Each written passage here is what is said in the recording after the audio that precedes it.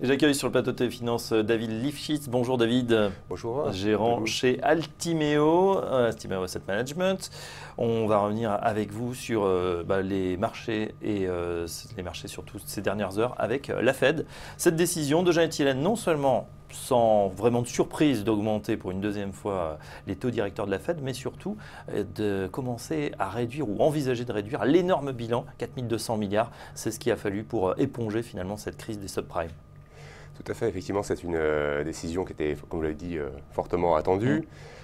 Je pense que ça va être plutôt entre septembre, continuer le prochain meeting de septembre pour continuer à réduire un peu la vitesse de rotation de la planche à billets, comme on dit, et peut-être une hausse des taux en décembre, mais je pense que tout ce qui avait propulsé les marchés jusqu'à présent était uniquement lié à l'intervention des différentes banques centrales.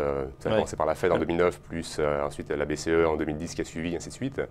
Et bon, je dirais que faire remonter une économie à grand coup d'injection de cash, c'est une chose, mais si les fondamentaux ne suivent pas derrière, l'amorce ne servira pas à grand-chose. Vous connaissez bien justement les États-Unis, vous avez passé une partie de votre carrière, notamment sur les marchés. Est-ce que vous avez le sentiment, là, beaucoup le disent, beaucoup d'économistes, qu'on est déjà sur le haut du cycle? C'est vrai que maintenant la reprise se fait depuis plusieurs années. Est-ce qu'à votre avis, on est en train d'arriver sur un haut de cycle aux États-Unis? Je pense qu'effectivement on arrive sur un haut cycle, il suffit de regarder les fondamentaux de l'économie réelle.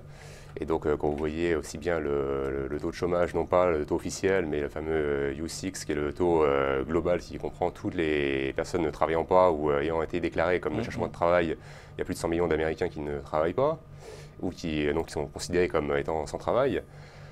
L'activité manufacturière est en forte repli. Il n'y a pas de redémarrage économique à part sur les marchés financiers